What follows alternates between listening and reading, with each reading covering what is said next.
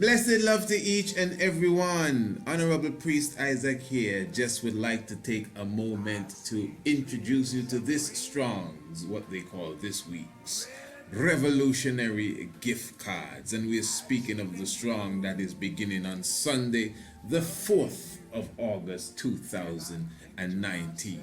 So these are the cards for this week. And for those who do not know exactly what the revolutionary gift cards are all about, well, these are produced by the Priest Isaac's Institute of Holistic Knowledge. Listen to me good.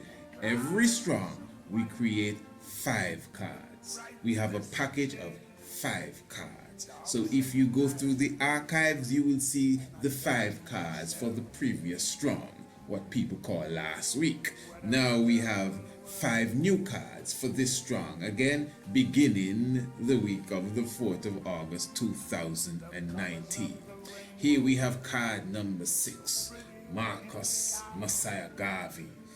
Any leadership that teaches you to depend upon another race is a leadership that will enslave you, as you could see blended with the black tiger. Remember, these are gift cards, greeting gift cards. You could order the cards for yourself, but of course they have been designed for you to order them and give them out as gifts to your friends and to your loved ones.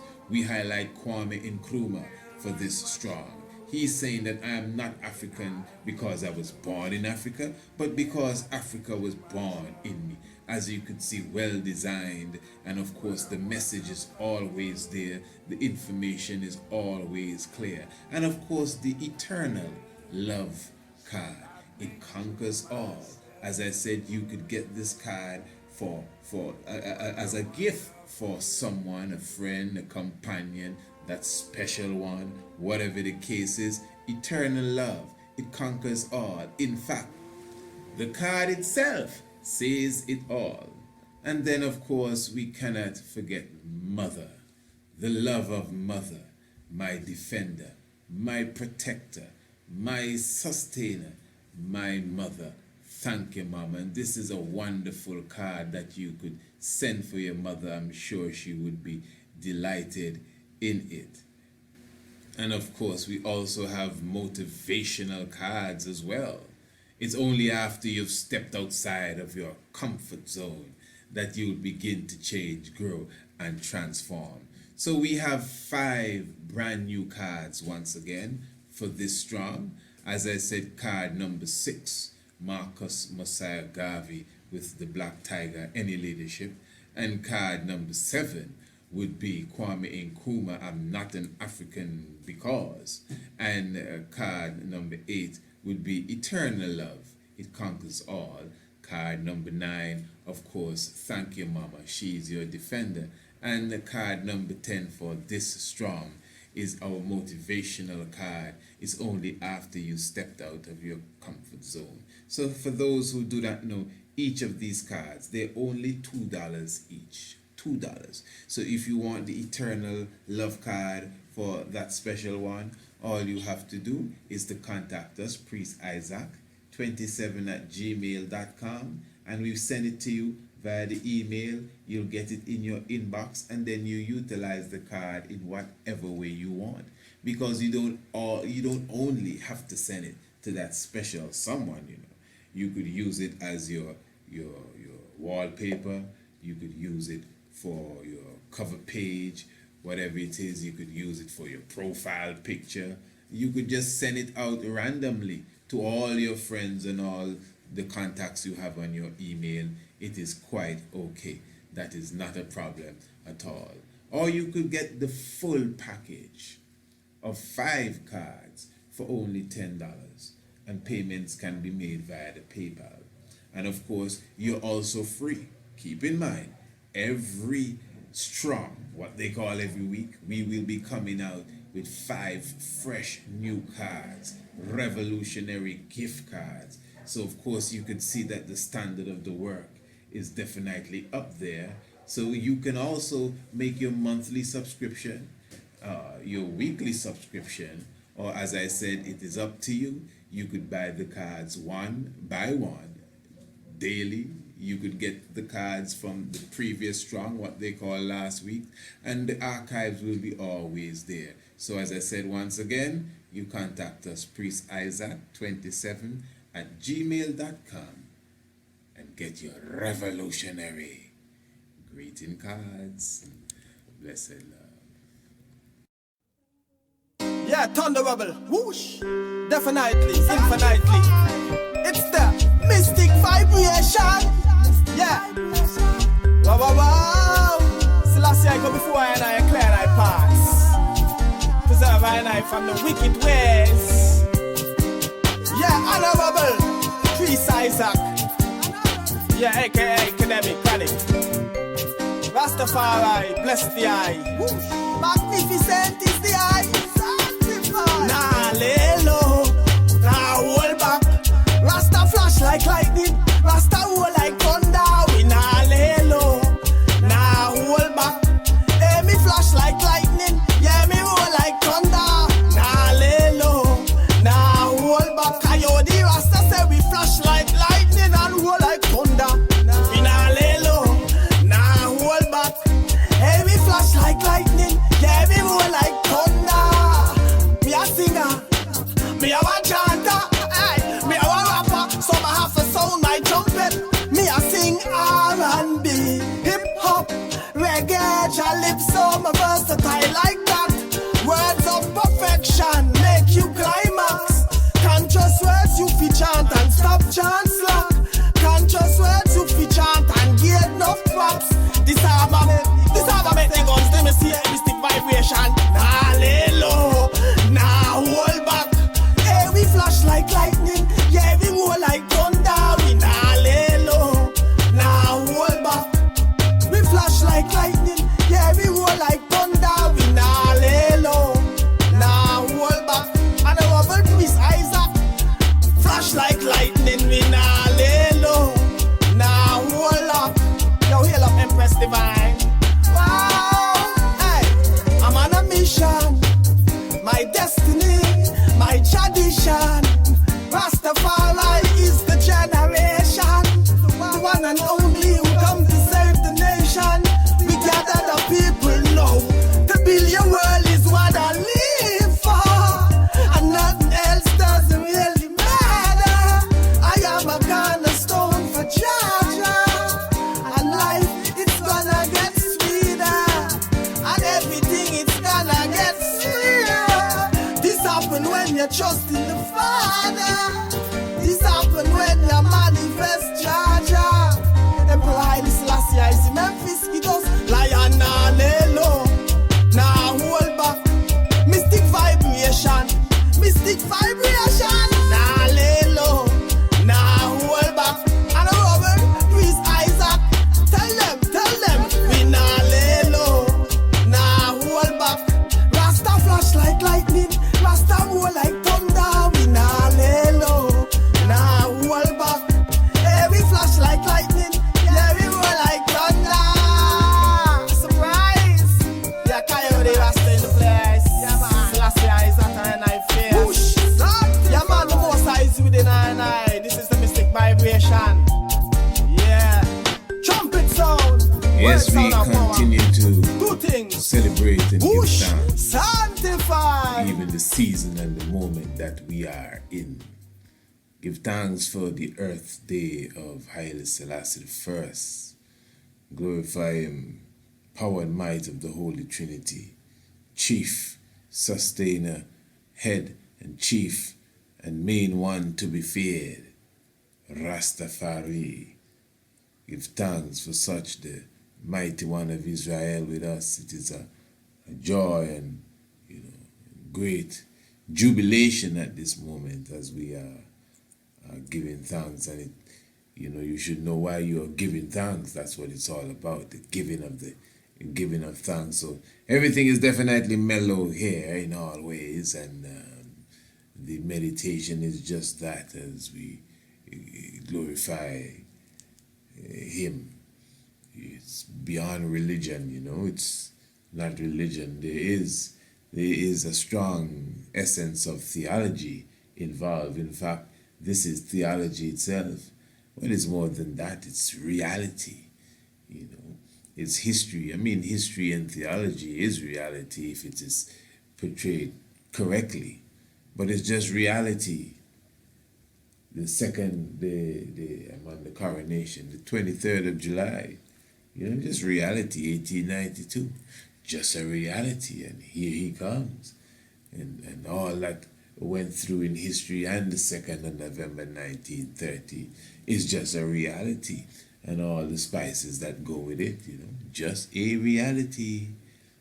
The colonial heads of Africa came to pay homage to the independent African king, just a reality. The speaker, Mr. Speaker, the next presenter, the Negus of Ethiopia, Haile Selassie. Yeah. And the emperor took the podium. Mr. President. And the Italian writers and reporters booed and scoffed at him. Yeah. Some of us never see the version where they say, and the electricity was cut off. Place went in darkness. I'm talking about the 30th of June, 1936, addressed in the League of Nations. So it's a lot, you know. It's a lot. But you all know that we are thankful in all ways for the presence of such. What we want to do this evening, we want to get into some vibration dealing with meditation, and we definitely know the importance of meditating. There are different forms of meditating. It's like fasting, you know, you have different forms of fasting. And this is why when we speak about the tree of life, the marijuana, and the heights that it brings, what the plant itself does, it, in a sense, forces you to meditate. That is what happens. It does other things, you know, but I mean, it forces you to penetrate. Yeah, the right herb. You sit there and you go in a zone, pardon me, in a trance, totally unaware that you're gone until you come out and say, wow, where was I? That was deep. And this is why I always see that how good and pleasant it would be if we all would learn to meditate before we learn to smoke the herb. That would be the real dynamic of utilizing the tree of life. You know? So you, from a young stage, you learn Tai Chi, you learn yoga, you learn the deep breathing, you learn literally the understanding of the chakra system, and you learn the whole, and you learn in general. That's another thing you need to learn in general. Knowledge is very important. The tree of life, it feeds on knowledge, you know. That's why when you ain't got too much, let's just say in your head, because it's going in your head. It's all gone to your head now. So that's why, no disrespect to no one, but that's why when you don't have too much in your head, you know, it can affect you or what, and it plays with what, and it plays, listen good, it plays with whatever you have in your head. Yeah, wow, what a mystic plant, eh? So there's a deep spirit within it, and an individual should know how to meditate, how to deep breathe, how to sit still, how to focus even if it is on a dot on the wall. For all of this comes with the practice of meditation.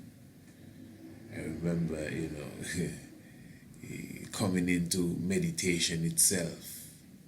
That is exactly what we would have done. So I would place that on the wall, and you focus on the dot on the wall. Some would utilize the flame, and you focus on the flame. Because surprisingly, some people, they find that very hard to do, just to focus for a minute, for 5 minutes, 15 minutes. Can you focus on a dot on the wall for half an hour? What about an hour? You think you can go 3 hours focusing on a dot on the wall? How about a day or two? And as I said, you have to implement your breathing. You're not just watching the dot on the wall, you are focusing on the dot on the wall. And you're breathing, deep breath, inhale and exhale, back straight, sit in lotus position or what other positions that you could sit in that would keep you comfortable and back straight and breathing. And you focus on the dot on the wall. Yeah. They have meditation where you close your eyes. In fact, prayer, which we don't close our eyes when we pray, but prayer is another form, one state of meditation. So-called sleeping is a next level of meditation. So focusing on the dot on the wall is a meditation too. In fact, everybody goes through it. That time where you see them as if they're glassy-eyed, just staring into the distance. You gotta smoke herb to go through this. It's just a natural thing where you may be thinking or concentrating on something that is very important, especially when it's some family affair, something that has to do with your immediate and whatever you're doing throughout the day, at some time during that process, you may even give it a 30-second of deep thought. And the thought is so deep that it would appear as if you're looking at something. You're not really watching wherever your eyeball is pointed to, because you've gone into a zone.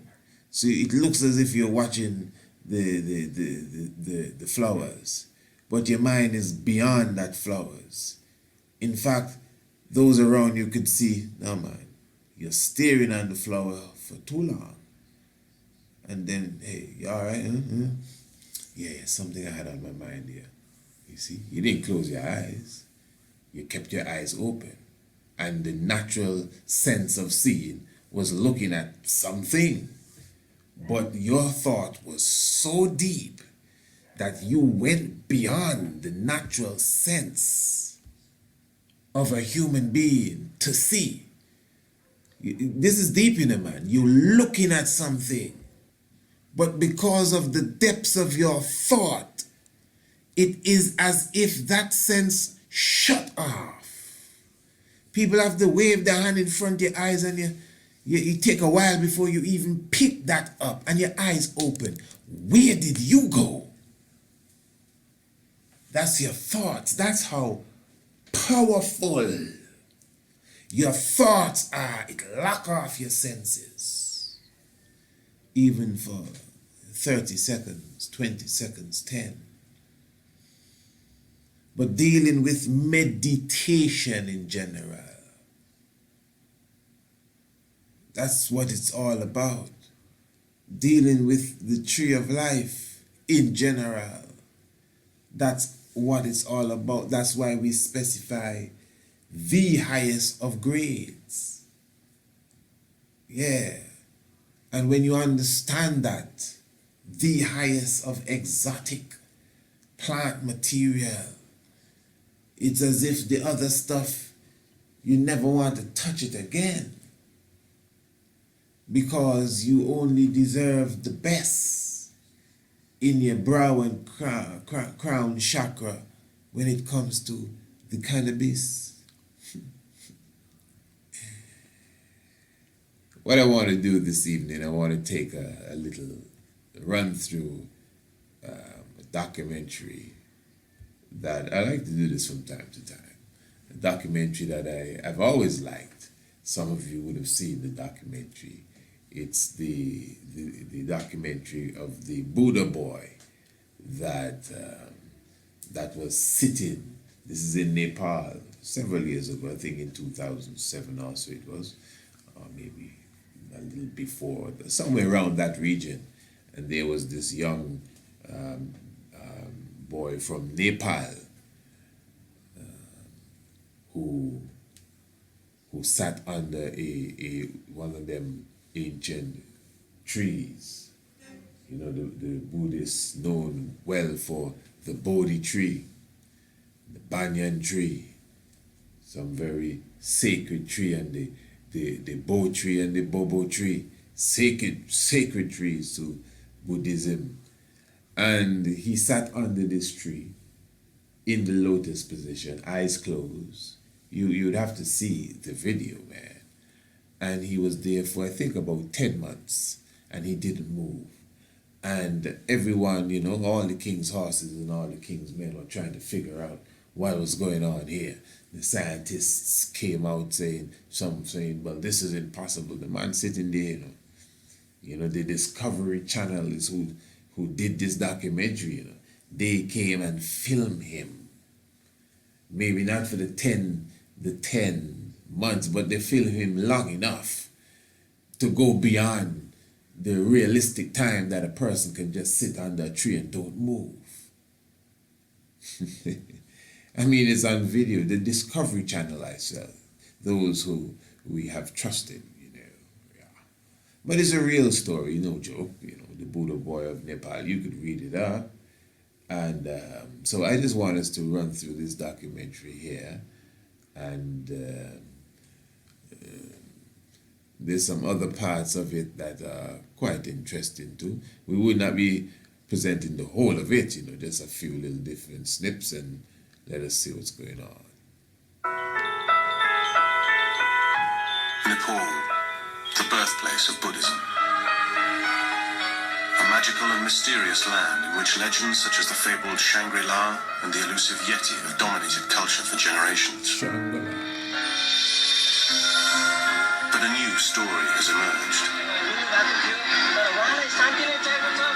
One that is being seen as a modern miracle. Something only possible through the spiritual power of Buddhism.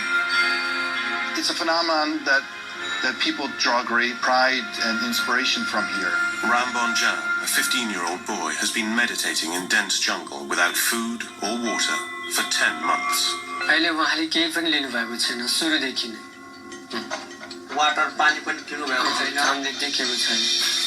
Many suggest he is a physiological and cognitive freak with such immense power of mind over matter that it could change the way we look at modern science and medicine forever. If he's truly gone without food and water, it's difficult to explain on a purely scientific basis, so you'd have to bring in spirituality in here.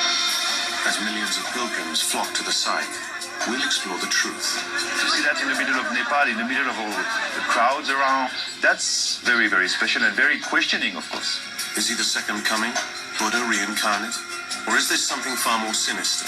An elaborate hoax in which a young boy is being starved to death before our very eyes for profit.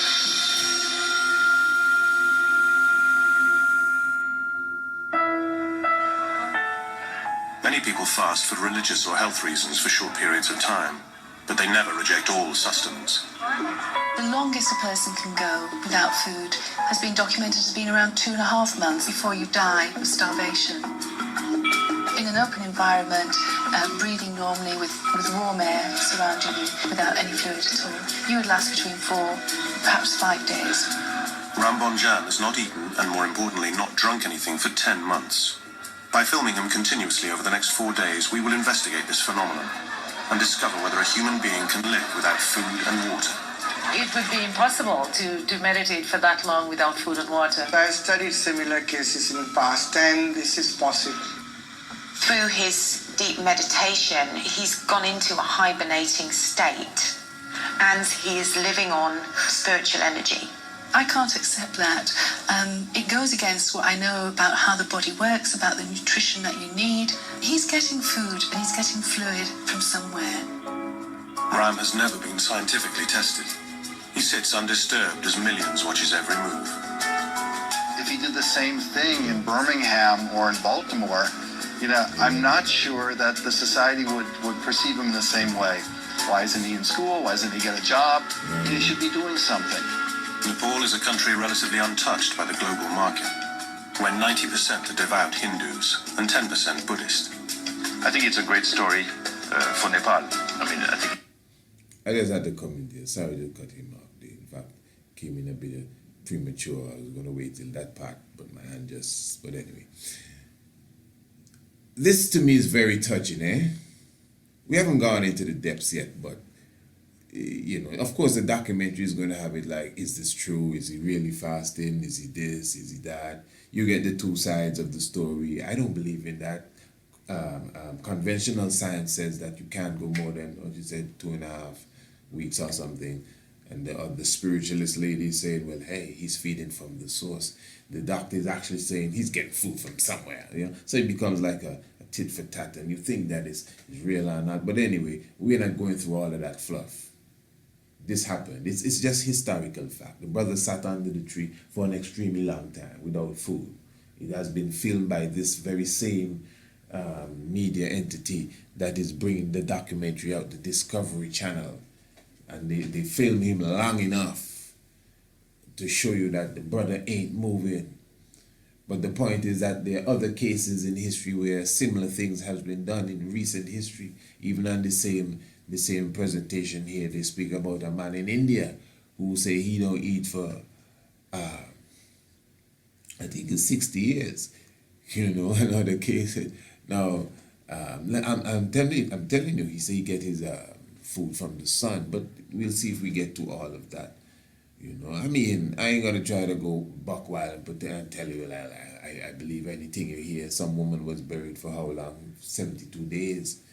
Not days, I think it's 72 hours, and they digged her up. But we'll hear all of that. But the point I'm making is that this case here, the one with the man that didn't eat for 60 years, I honestly don't find it, how should I say it? I never found no reason to be critical of what the man is saying. From my experience of watching the documentary, I know some mystic things can happen in the earth. Yeah. And we're powerful beings, and have people doing enough terrible things that, living longer than how they even tell us. They have people living older than what you hear, They tell you this and that is the oldest person here and there, and they have people much older than them still around. I'm not telling you these things. So as we continue here, I'm just saying it's dynamic. All of these things I hear of. But you see this case here, just from this documentary, I definitely know that this is a real event, and a very high event. To me, it's an example to us all, especially I and I as Rastafari, who are the sacred guardians of the tree of God. This is like an example to us. We should at least be able to participate in some real, meaningful, daily, constant meditation as often as you eat and drink, brother. As often as you partake of the chalice, man. As often you do it in remembrance of me. It comes to the right time. Nepal is in a state of political turmoil.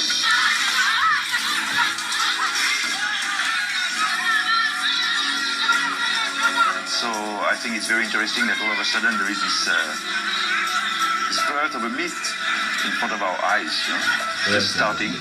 Nepal faces a stark, desolate reality without its religious beliefs. I don't know if the story of Ram Bahadur Bomzan appeals to a certain consciousness now, looking for some saint, some figure, someone who can perform miracles at a time when life seems so tawdry and broken and uncertain. As science progresses, it's pushing God further and further out. and where science hasn't yet encroached, you will find God. Ram began meditating in May 2005. By November, the remarkable story hits the press worldwide. Newspapers claim fake. Government officials say that the boy's local supporters have received around £4,000 in donations. Up until now, no film crew has been allowed up close. We will attempt to be the first to obtain proof of the claims of the Buddha boy. With fierce loyalty, his followers hide him at certain times of the day. This has drawn suspicion, but who are these followers, and what are their motives? What has happened is that because of the people who've started coming in, it's turned into kind of a circle. Soon, roads become nothing but dirt tracks.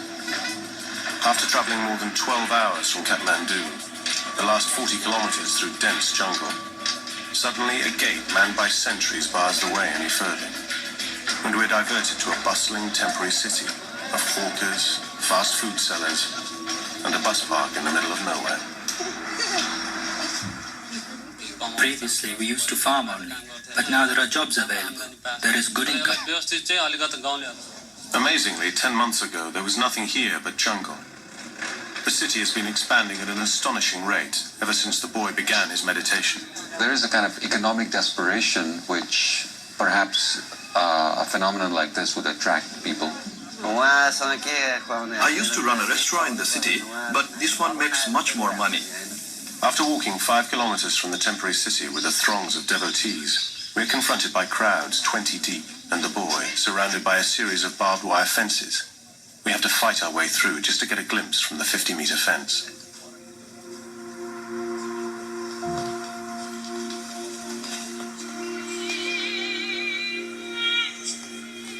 So we're getting a glimpse now.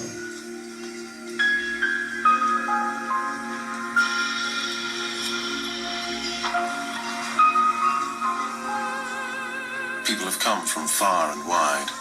Many have walked for days. Some give offerings, others pray. All give donations. We need to get closer than the fence is allowing us, and soon realize that Ram's eldest brother is running the site. Granjaji Bonjam leads the committee, an 18-strong self-appointed group set up to protect the boy's welfare, and it will be his decision if we are allowed to film. Today I'm busy. Maybe tomorrow is a good day. Finally, he lets us film inside the 50-meter boundary.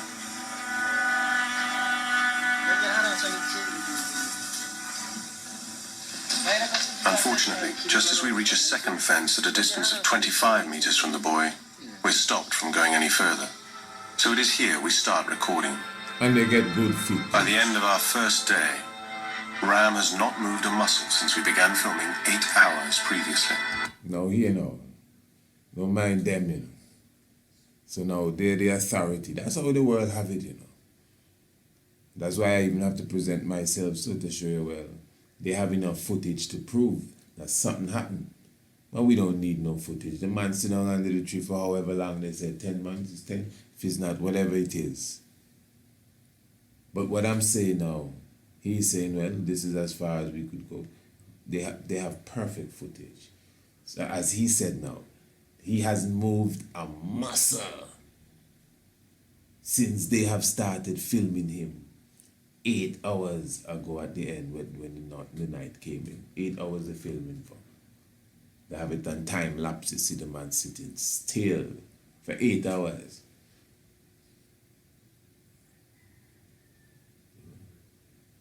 Now he done there for more than 8 weeks going on, you know, but because they film it now, 8 hours, yeah, okay. It must be true. If you wanted to prove that he really wasn't taking any fluid at all, you would have to film continuously for at least 4 to 5 days. At 10 p.m. we are moved back to the 50-meter fence, too far away for our infrared cameras to pick out the boy. Without water, even under reasonably good conditions, you're talking about lasting no more than about 4 days. He's trapped behind a gate padlocked by the brother. He has the only key. It is the only access in or out. By staying at the site and continually filming, we hope to find some clues to support Buddha Boy's remarkable claim.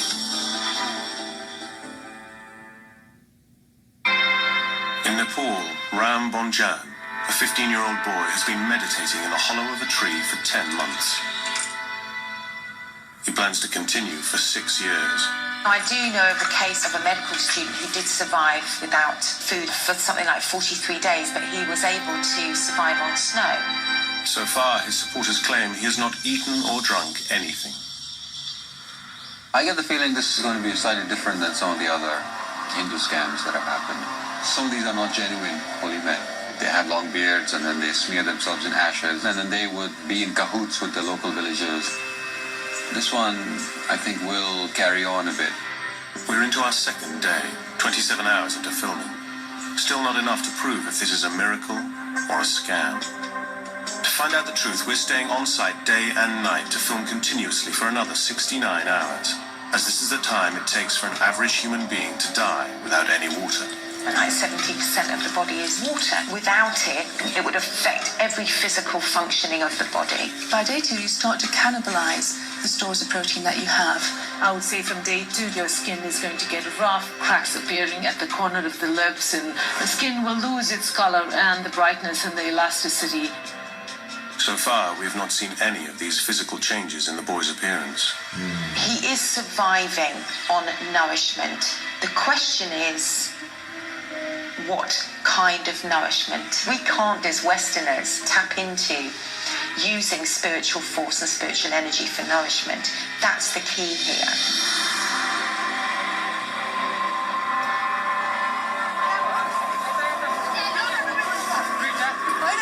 Every morning, an army of hawkers move in, selling Buddha Boy merchandise, including brochures, photo albums, and DVDs. We started selling these CDs a month ago when we were allowed to do so. Many of the sellers and pilgrims think he is the reincarnation of Buddha. His dream has been to gain Buddha's knowledge and spread the light of peace. The similarities are uncanny. Siddhartha, the Buddha, was born a mere 150 miles away to a mother with the same name, Maya Devi. Okay, we're coming to that. Here it is, so according to him, hawkers, as they call them, hawkers, man. People of Nepal.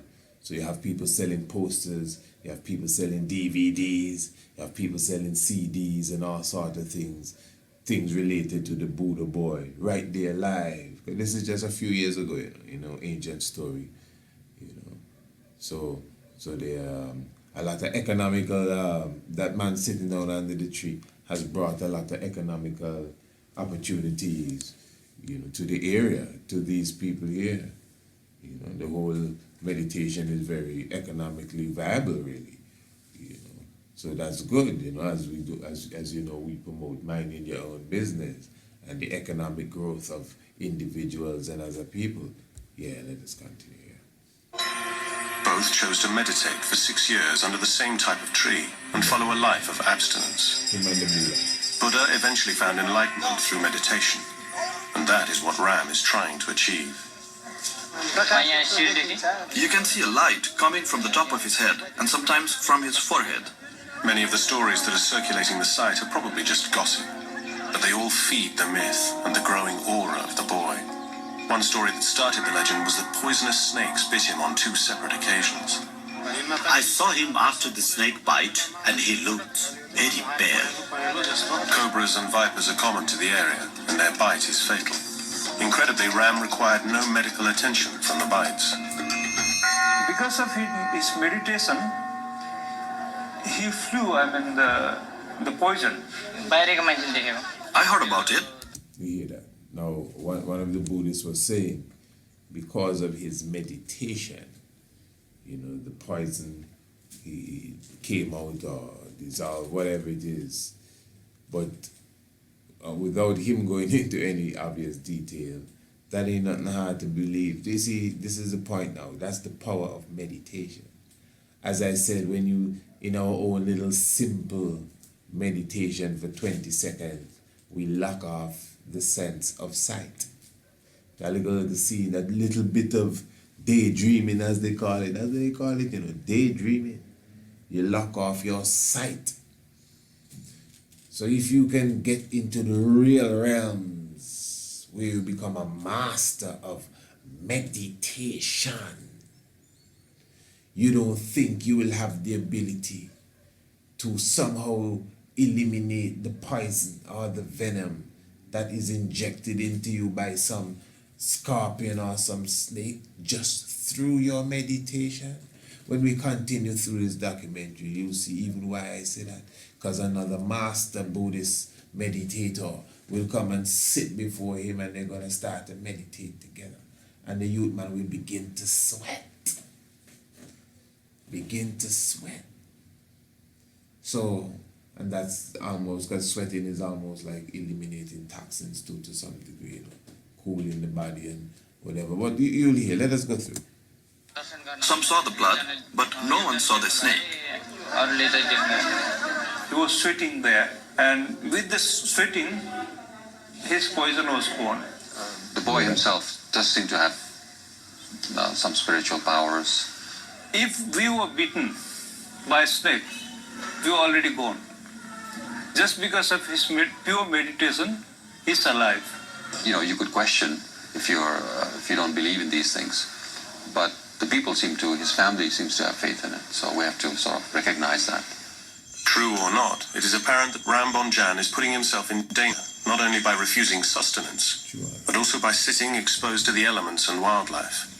This fatalistic attitude to death is very common in Asia.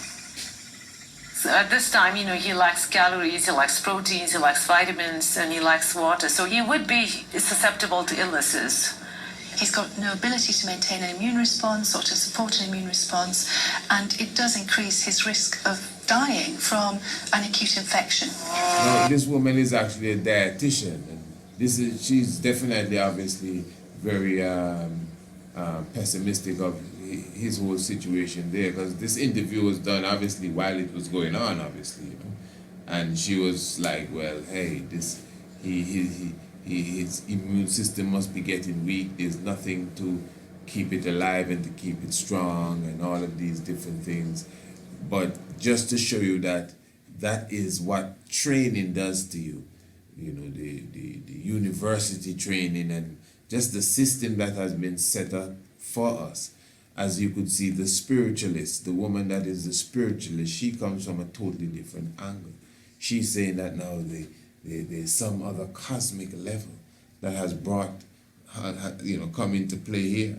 In fact, the other Buddhists showing you, well, it's because of his meditation. He's creating whatever he needs, whatever his body needs to fight off any infections, to strengthen his immune system. The body is now naturally producing it. He's not dependent on food.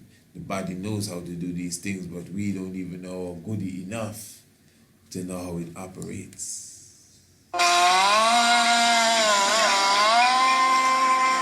This lack of fear in dying is reflected in the way Nepalese conduct their funeral rituals. In the West, they're private, sad affairs. But there's openness here, an acceptance that sees death as a part of the cycle of life. Many put their bodies through extremes, as they think it's their mission in life. There are many stories about these rishi munis and these great sages in the past. Some of them could live without food and water for many years, not many months. In modern literature, Giribala, the non-eating saint, survived without food and water for 66 years. You hear that? I wonder if you hear that. In modern literature, so he believed that? Did they go and film that? 66 years. And water for many years, not many months. In modern literature, Giribala, the non-eating saint, survived without food and water for 66 years, the longest time on record. Today, there are many that claim extreme fasting, from Pilot Bubba, who survived underwater for 5 days without breathing, to Yog Mata, who buried herself alive for 72 hours. Even in Buddhist philosophy, there are people like that. 5 hours into the second day of watching Ram, detained at the 25-meter fence, a chance arises to try and find some answers to this extreme fasting phenomenon. Lama Lekshi, Grand Master from India, runs several monasteries around the world. It was at one of these that Ram was taught meditation. The Lama has come to check on his pupil and allows us to follow him into the inner sanctum. The boy belongs to Jiku Buddhist monastery, which is in India, in Himachal Pradesh. And that monastery belongs to the Sakya tradition of Tibetan Buddhism. Very little is known of Sakya, one of the four Buddhist traditions. Its leaders keep their teachings a closely guarded secret. Buddha's teaching or our practice is not for your fame, not for your reputation, not to collect so many disciples. We usually don't expose much.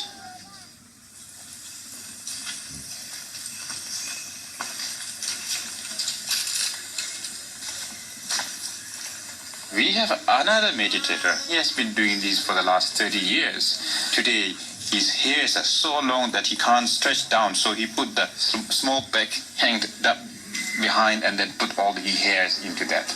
No, you see, he's saying he's going to meditate with the Buddha boy now.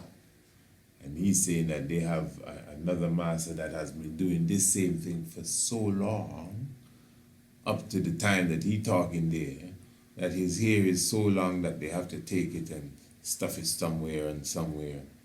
So it's not as if this was a unique thing. They have people doing it and have been doing it. This just, as we would say, this event just busts. Let's put it that way.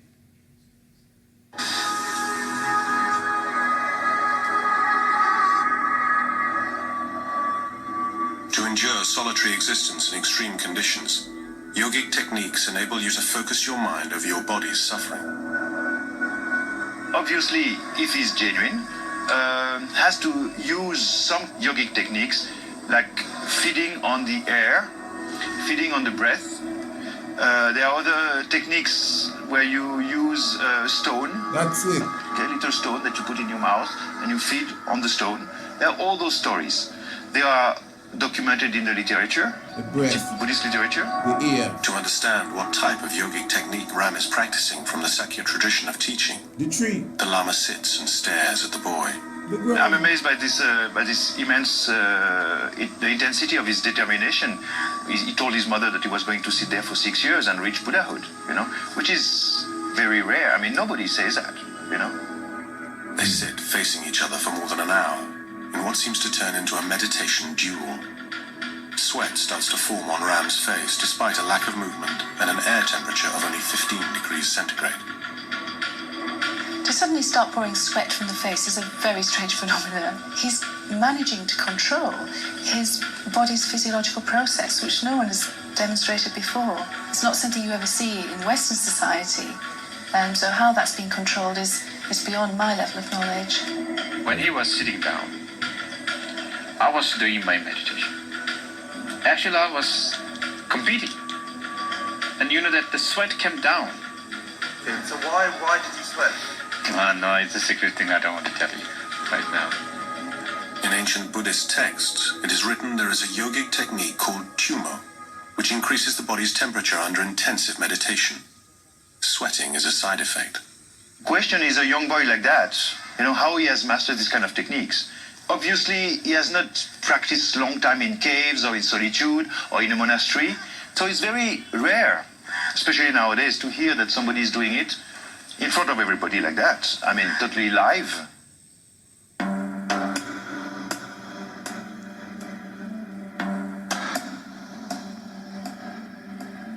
To understand how Ram learnt the practice of tumo and continues to survive without food and water, we must look into his past and his first visit to Lumbini, the birthplace of Buddha. These places are the power point. If you step here with faith, devotion, and with mindfulness, definitely that energy will do something for your brain. Now, before we go into all of that, they're doing something for your brain. So there's much more as it relates to the situation here. As I said, we're not going to run through the whole documentary. This brother here, at a certain time, he what you would call,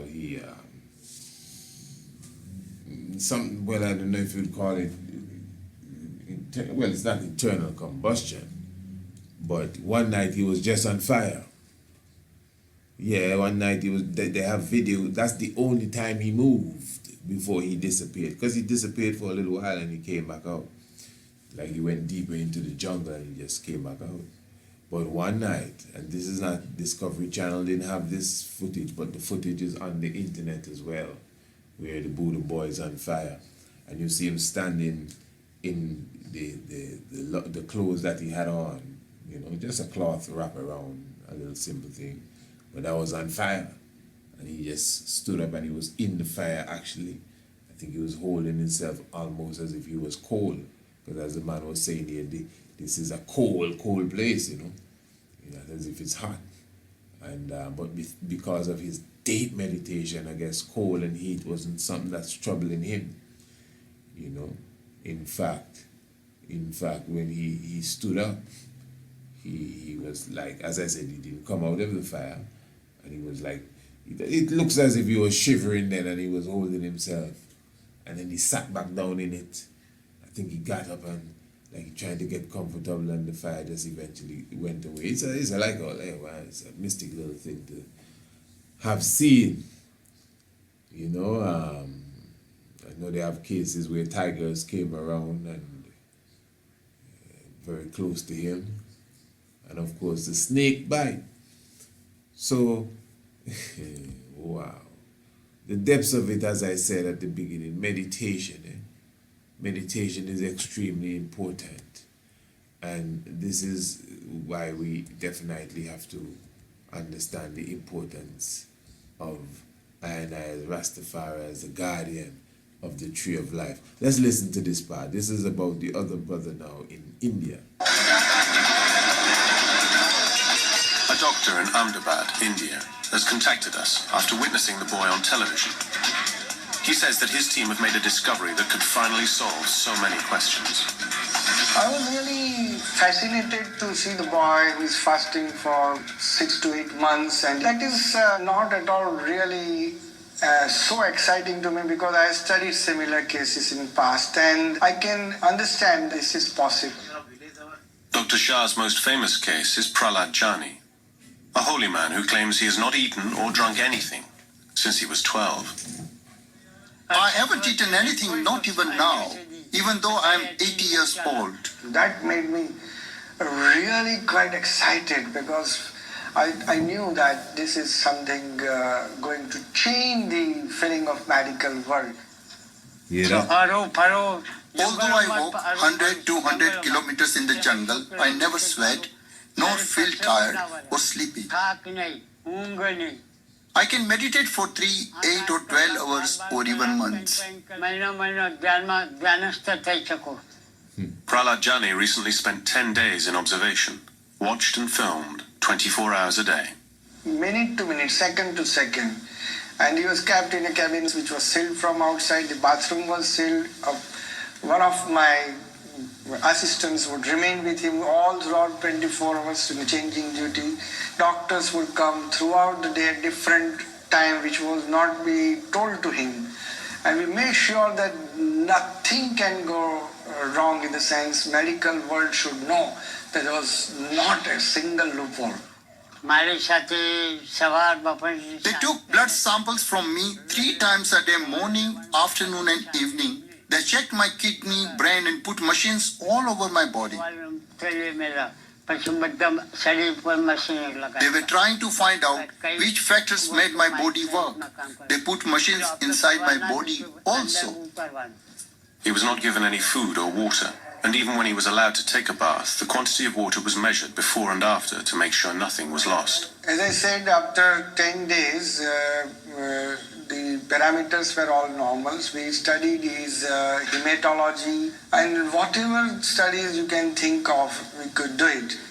I will live up to approximately 1,000 to 5,000, maybe even 10,000 years with this kind of body. That there was no food or water given to this man, that he did not pass urine or stool, and even he did not dribble urine. After a few hours, the urine would appear, some fluid would appear in the bladder, and again it would disappear. It is possible to modify fluid intake so you produce a very small amount of urine each day. And if he is covered with a cloth, the chances are he could urinate and it would evaporate from the ground or soak into the ground without anyone noticing.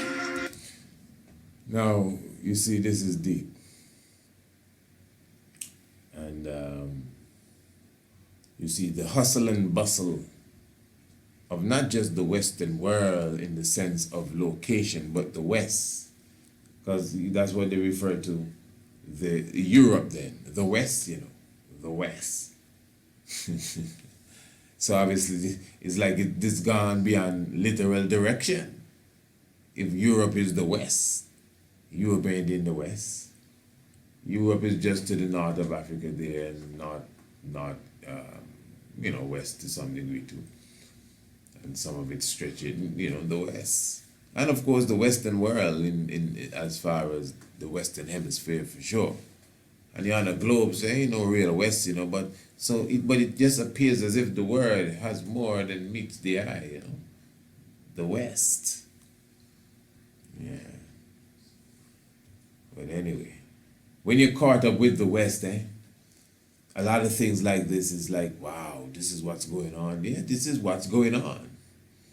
Meditation is very important. It's sad, the state that we are in. It's sad that, you're born whenever you're born, and, you're happy that you're here, not really thinking too much about leaving.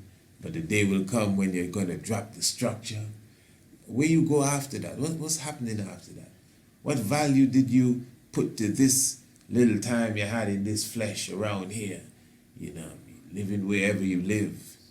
Living in Antigua, living in Grenada, living in Barbados, or living in New York, or living in California, or living in Miami, or wherever you live in England, or South Africa. What did you do? What are we doing with this? I don't mean your career. I mean, that's too, but that's not what I'm talking about. I'm saying even your career there. The thing that your occupation. Would you even want to do something like what the Buddha boy is doing? I'm not telling you to go and sit under a tree for 10 months, but if you had the ability to do that, that would be good. It means you can deal with life on another level. It's natural for us as human beings, the intelligent animal. It is natural for us to be able to communicate better than we do with the cosmos. That's why it's called daydreaming, because when you dream in the night, when you go to sleep, it's a lot of mystic connections you have. Anything that anybody can remember in a dream, even if it was just on a train reading a magazine, they feel it's some kind of message. Hey, I had a dream last night reading. I was on a train reading a magazine, going to a forest. I wonder what that means. So they think there's some great power in it, and it obviously would have a meaning, of course. But the dream you have when you're awake, man, that have meaning too. The same dream when you're on the magazine that you're reading. Enough powers in that. But you gotta look for the clues, because they're all around you. And natural meditation opens that sort of portal and ability. A lot of us talk about aligning with chakra because we just hear somebody else say so, No disrespect. How many of us really have studied the chakra system and what what it's supposed to mean and the different components of it? So now when you're trying to align them and balance them, you know that when you add up the frequency of light and power of the chakra, you get 144,000 petals of light.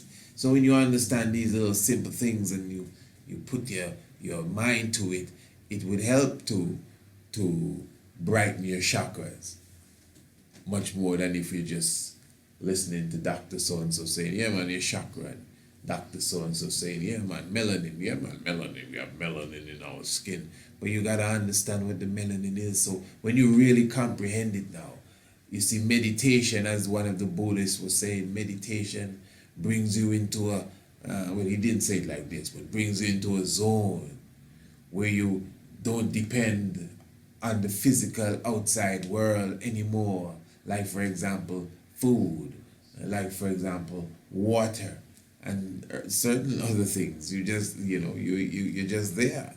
Can you believe it? And now it's because of things like melanin. The melanin in your skin that reacts with you at this stage now to feed you. So obviously, if you understood the components of melanin properly, your meditation would react even differently. At least having a better understanding and comprehending of exactly what is scientifically taking place with you. Meditation, man. And that is why I was saying that meditation feeds on knowledge too. Because when you're meditating, you need enough things to reference and cross-reference to. You need to have knowledge of the subject area and the knowledge of many subject areas to deal with a proper clean meditation. Meditation is not just emptying your mind. You know, some people tell you just empty your mind. Don't think of nothing. Okay, yeah, I think I have it. I'm not thinking of nothing at all right now. Yeah? Yeah. And they have meditation now. When you sit in, you say, okay, this is what I'm going to meditate on. That's powerful too, especially for the herb smokers. When you can focus and say, yeah, not sitting down and taking a puff and your mind gone here, there, up, down, all over. Say, yeah, today I focusing on this, whatever this may be. As he said, do it in remembrance of me, you know, but at the same time, if it's a meditation you're having, there are many ways you can meditate and do it in remembrance of him. Because there are many things that deal directly with the cosmos and the spirit. The cosmos, the stars, the plants, your business. You have to know that, hey, this is what I'm going to meditate on right now as I go into the zone. So I think that is a very deep vibration there, man. The young Buddha boy holding such a heights. And to me, somewhat of a great example of what we can do and step up, you know, the importance of having full control of yourself and balance and all sort of vibration that's, you know, affiliated with that. Life giver, man. Give thanks for your presence. Love you all. Yeah, Holy Emmanuel I, Selassie I, Jah, Rastafari. As we always say, if you know your Bible and you do not know your history, the knowledge of your Bible will become a mystery. And it takes them to realize the real lies that are amongst us. Of course, you know, we touch you again next day. Give thanks for your presence with us, Rastafari. Now, this is what I want you to do.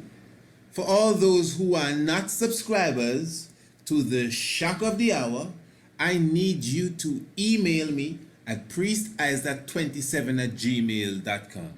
Because for a limited time only, I will be offering, listen to this, 2 free weeks of the Shock of the Hour. So if you're not a subscriber to the Shock, of course you've listened to the Shock, but if you're not receiving the Shock of the Hour every evening in your inbox via the email, then you need to contact me and say, Priest Isaac, I would like to get the 2-week subscription. That is the free subscription for the Shock of the Hour.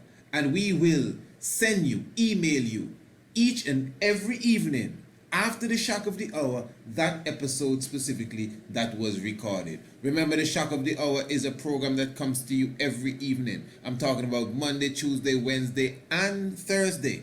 And of course, as I said, after the program, you get the recording of the program in your inbox, in your email the next day. That is the Shock of the Hour. And of course, it is a monthly subscription of only $50 United States currency. But I am offering you for a limited time 2 weeks subscription free of cost for the Shock of the Hour. And of course, after the 2 strongs or 2 weeks as they call it is expired, it is up to you if you'd like to continue with the Shock of the Hour subscription. So to get 2 whole strongs, 2 whole weeks specifically as they call it, of the Shock of the Hour free, no charge whatsoever, and you can full joy the nightly program that you ain't gonna hear on YouTube and you're not gonna get on Facebook, just definitely contact us. Priest Isaac, PRIESTISAAC 27@gmail.com. Blessed love. Blessed love to everyone.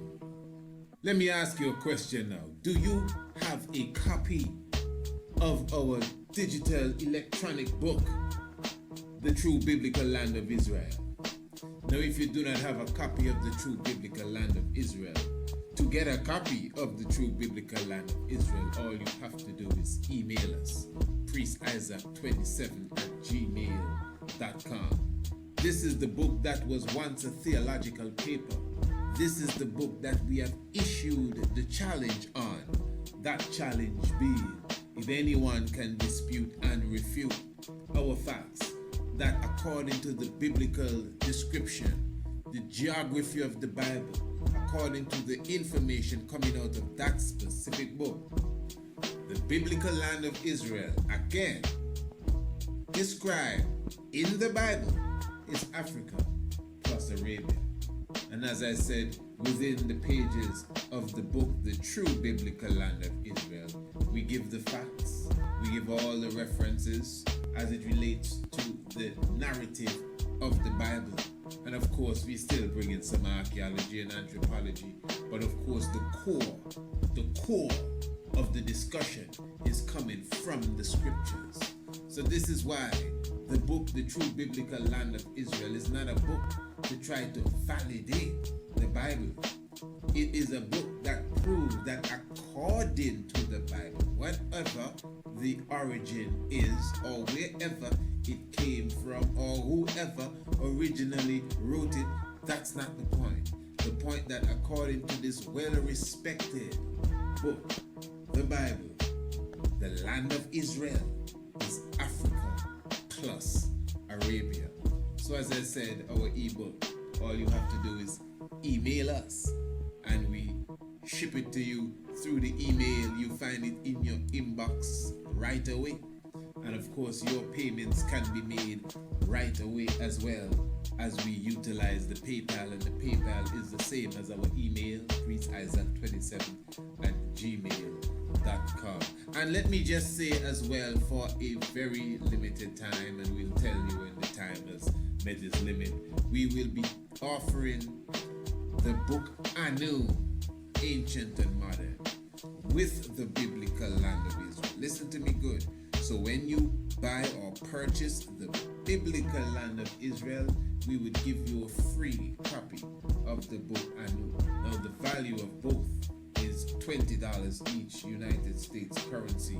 So you'll be literally getting a $40 value for just purchasing the biblical land of Israel. And the same goes for Anu. When you purchase the book Anu, Ancient and Modern, we will give you a free copy of the true biblical land of Israel. And listen to me, I'm not done yet. And when you purchase them both, you would get a free copy again.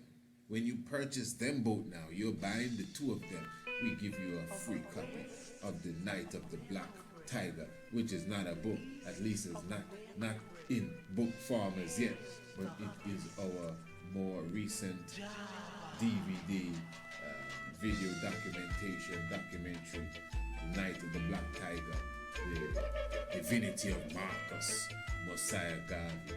And I can go on and on because, we have so many other things to offer. And the point really is, once you shop with us, we always have some gift to give you. That's really the point. So as I said, the true biblical land of Israel. As I said, this is the book that is the challenge that has gone out, where we have just one university at the moment that has even responded to the challenge. So that means that there must be something in the book that cannot be denied. You need to get your copy of the book. And as I said, payments can be made through the PayPal as well. So I'm looking forward to hearing from you. Blessed Lord.